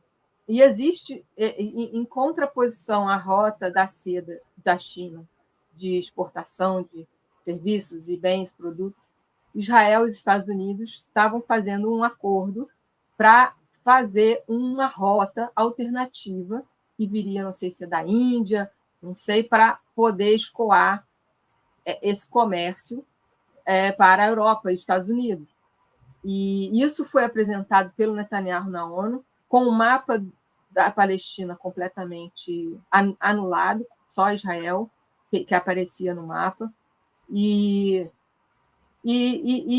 os árabes no entorno já estavam ou já tinham assinado os acordos de Abraão para permitir que isso acontecesse.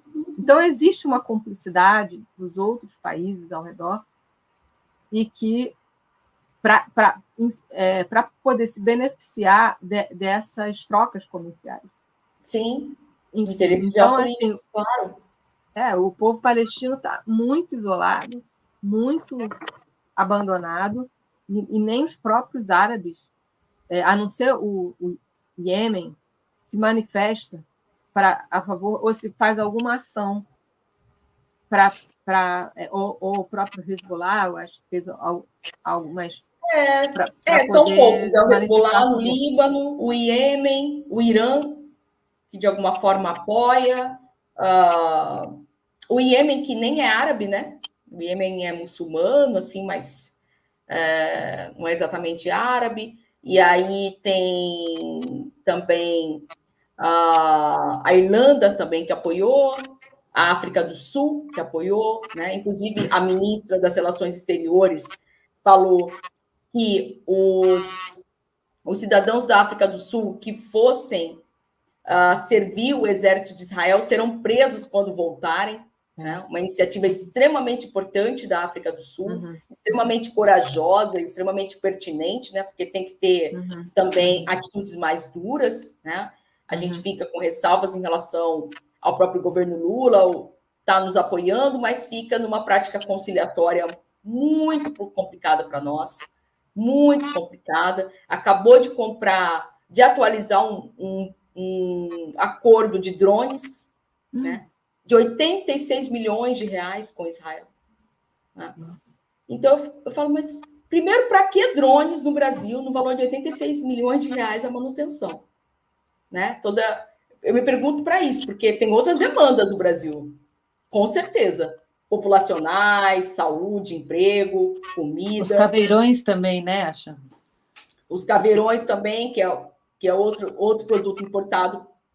Eu falo, caramba, né? E aí fica nessa prática conciliatória, as pessoas falam assim, Jean, mas você é contra? Eu falei, não sou contra Lula, mas eu faço uma crítica a Lula. Entende? Foi importante a fala, né? Eu entendo, agradeço, reconheço e considero, mas não fez mais nada por nós. Sequer congelou as relações com Israel. Relações diplomáticas, relações comerciais. Não rompeu, não congelou e até atualizou. Pô, como assim? Não dá. Esses dois ladismos, não dá, gente. Ou você está com a gente, aí o pessoal, mas ele está enfrentando os sionistas aqui do Brasil, os evangélicos, os neopentecostais. Eu falei assim, os sionistas aqui do Brasil e os neopentecostais não estão matando ninguém, não estão nos matando. Quem está morrendo são os palestinos de lá, e a gente precisa fazer alguma coisa por eles. Me desculpa, a retórica, o discurso bonito não resolve. Não resolve.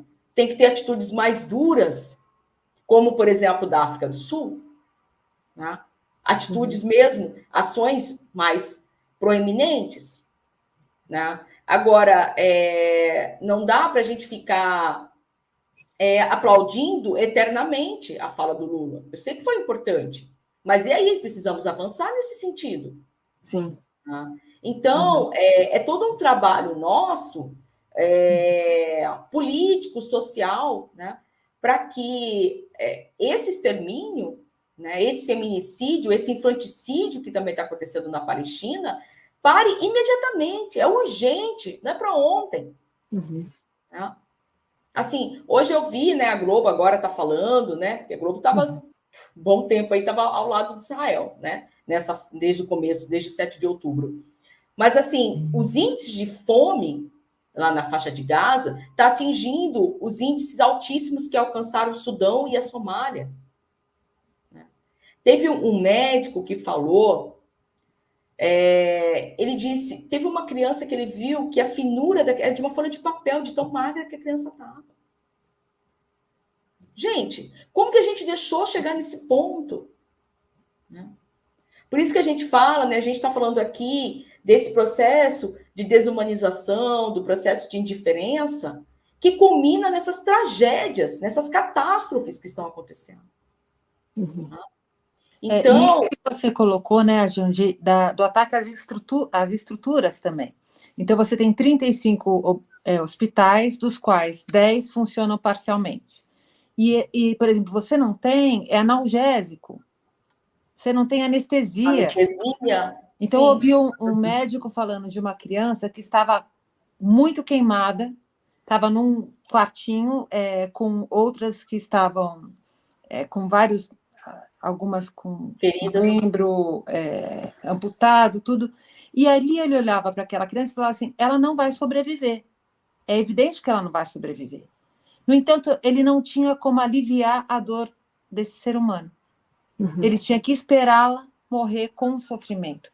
Então, assim, é isso que a gente está vendo acontecer. Não que eu defenda nada desse tipo, né? Mas não é jogar uma bomba e terminar com a coisa. É o sofrimento prolongado. É o sofrimento, né? É aquela coisa do... E mesmo que a finalidade seja exploração de gás, a posição geopolítica, o acesso marítimo e tudo isso, isso está sendo feito com um requinte. Sim, com perversidade, né? Com perversidade. Né? Mas, então, eu só posso falar uma coisa? É porque o que a gente precisa mencionar aqui é a palavra racismo, né? Porque não é só interesse comercial. Existe, como a gente está falando desde sempre, existe um profundo racismo arraigado nessa sociedade. Sim. Entendeu? Não é uma coisa assim, você é meu inimigo porque você quer a mesma coisa que eu. Sim. Eu quero te aniquilar. Porque eu te odeio a sua existência. É um ódio. Não é assim, vai morar em outro lugar, não. Eu não quero que você exista na face da terra. Sim. E a tua existência é uma ameaça, né? Os palestinos são tidos como ameaça, que podem tomar a terra deles, né? Ainda tem essa ideologia também, né? E a ideologia gente sabe que não existe na realidade, mas isso é ensinado para eles, né? Que eles precisam exterminar os palestinos porque os palestinos vão tomar a terra deles. Eu acho que o mundo... Pode falar. Não, é que a gente... Acho que é uma reflexão que muitas pessoas estão passando a fazer porque desconheciam a sociedade israelense. Ficamos chocados quando vimos crianças comemorando a morte de outras crianças israelenses comemorando a morte de crianças palestinas. Ficamos chocados quando um pai dedica de presente de aniversário para o seu filho a morte de uma bomba jogada lá, na Palestina.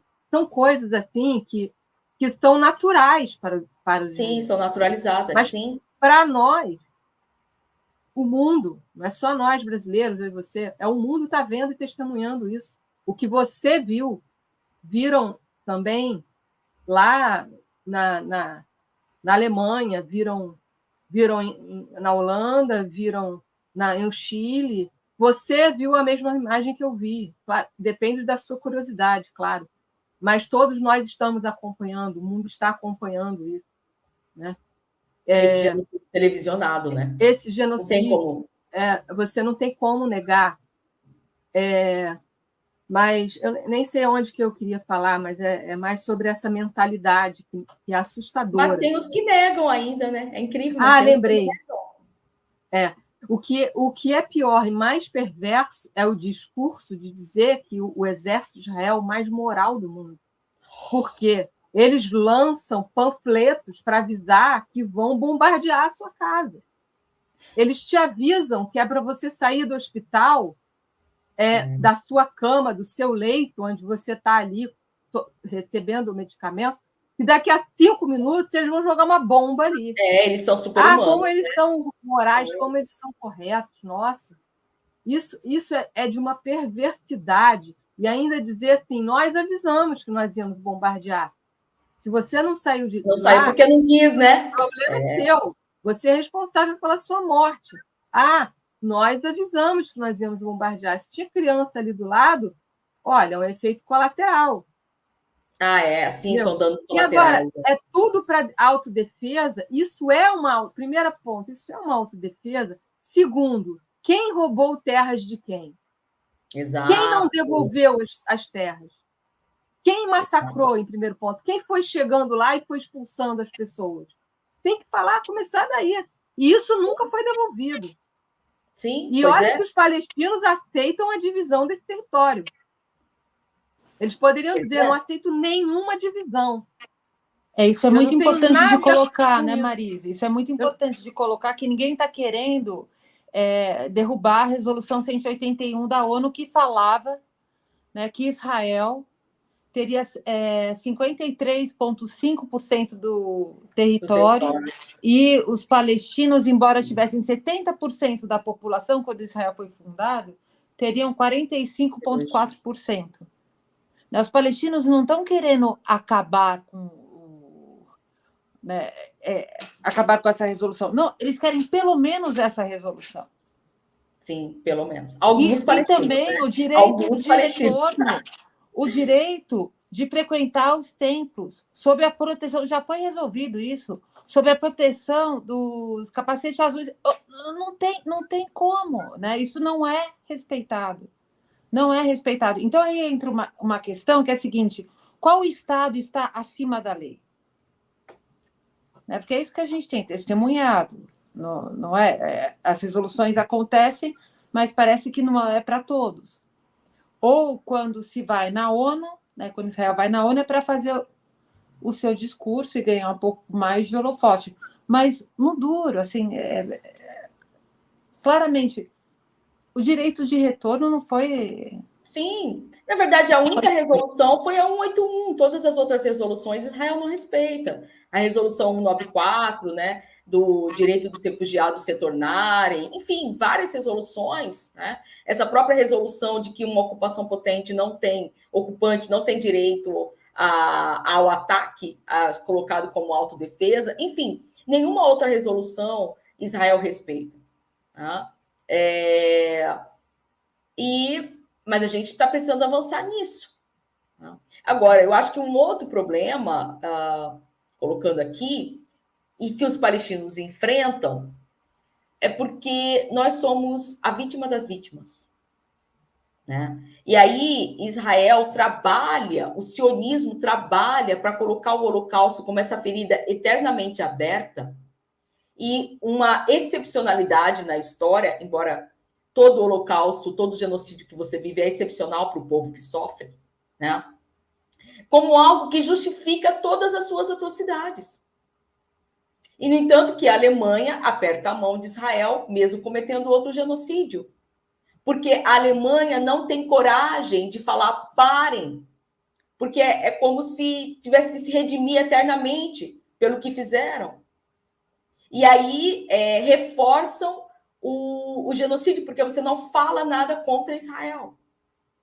Uhum. Então, esse é um outro problema de uma situação que os palestinos, o Marisa comentou, não tinha nada a ver com a Segunda Guerra.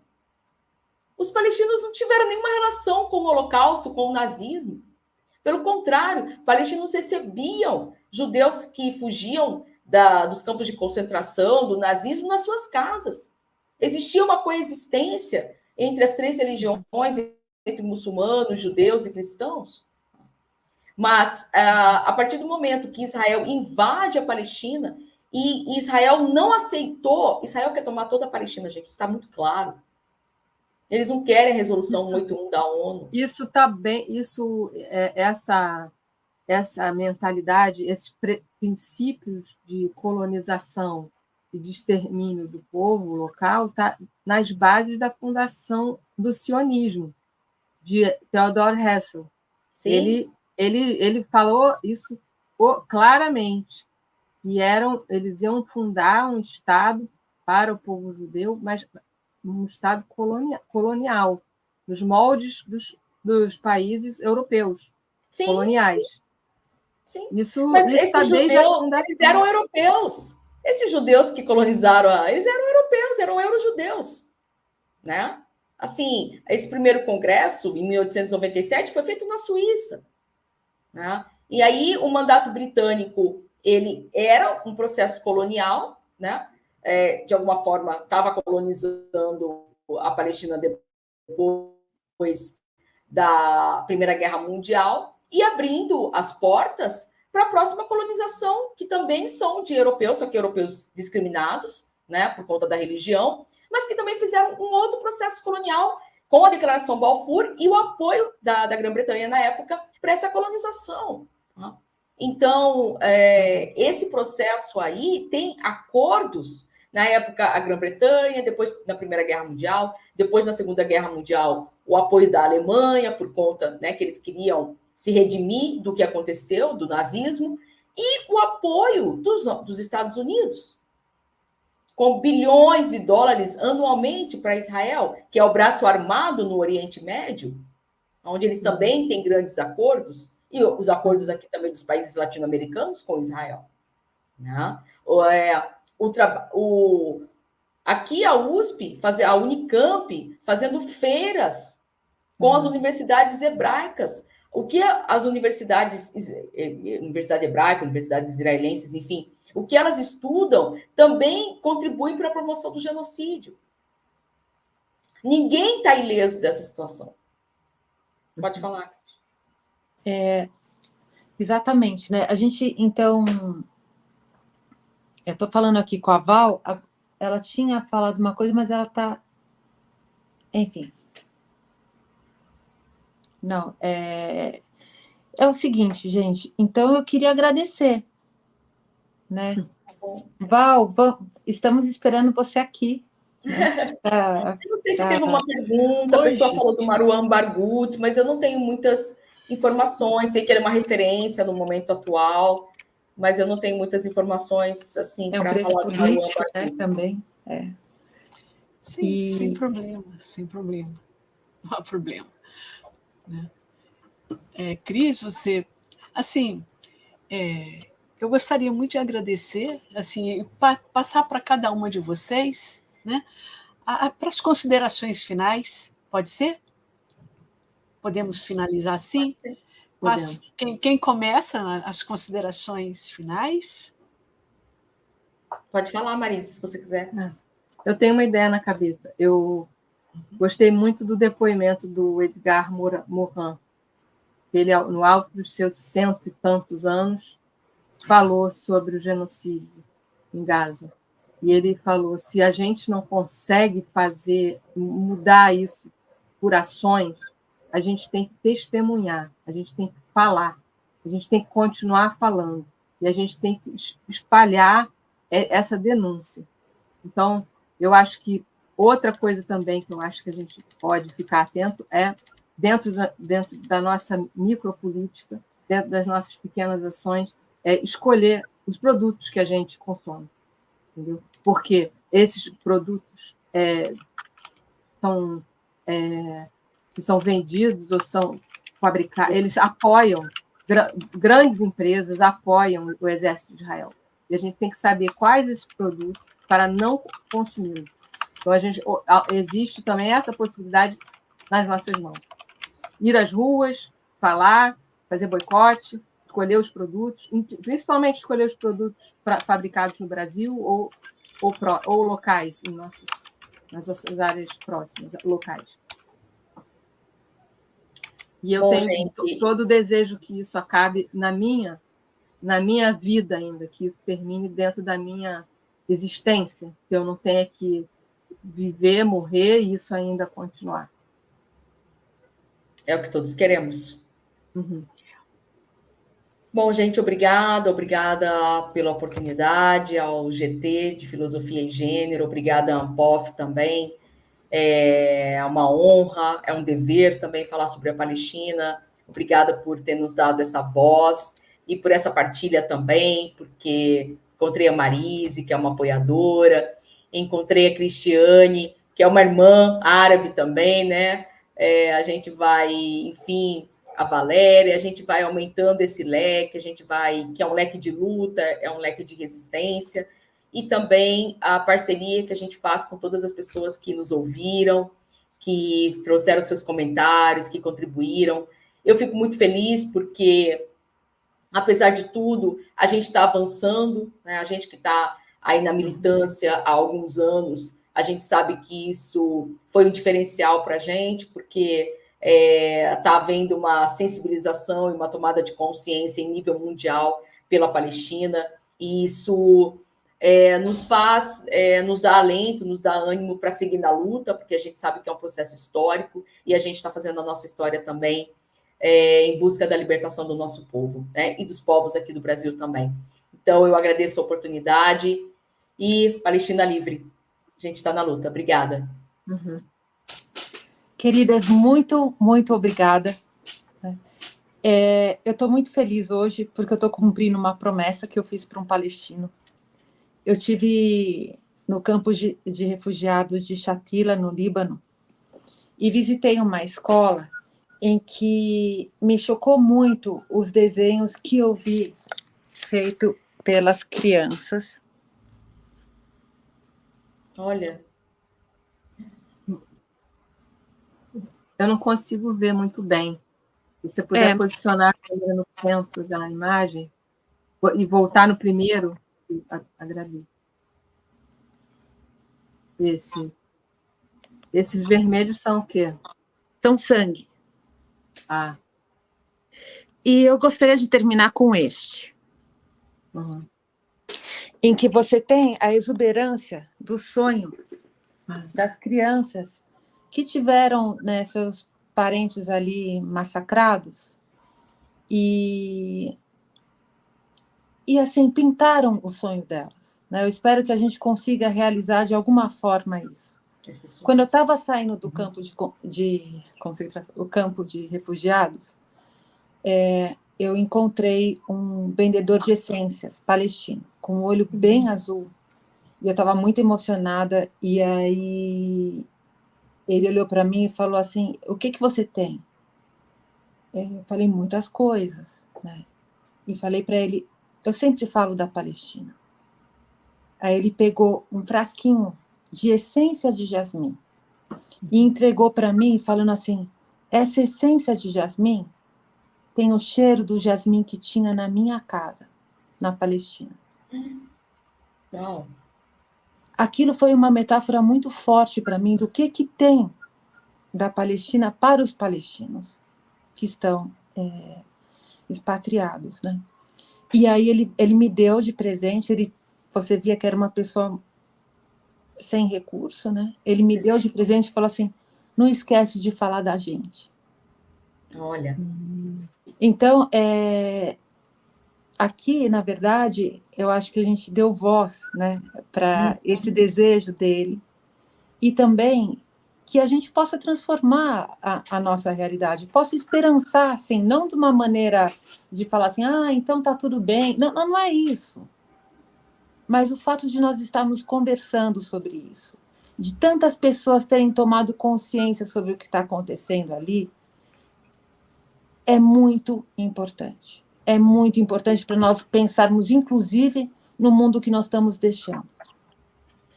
Né? Sim. Então, eu acho que a gente tem aqui uma convocação. Né? Eu acho que aqui é um chamamento mesmo.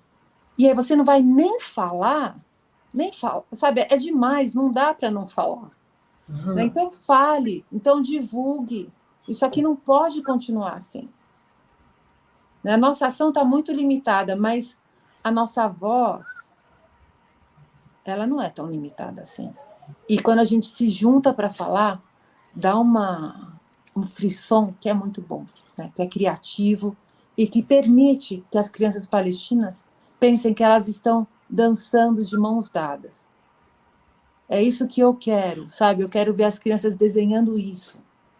Não Sim. desenhando corpos mutilados. Eu quero que elas possam sonhar e que a gente, de alguma forma, apoie. Ajude a realizar, né? Sim, sim. Ajude a realizar.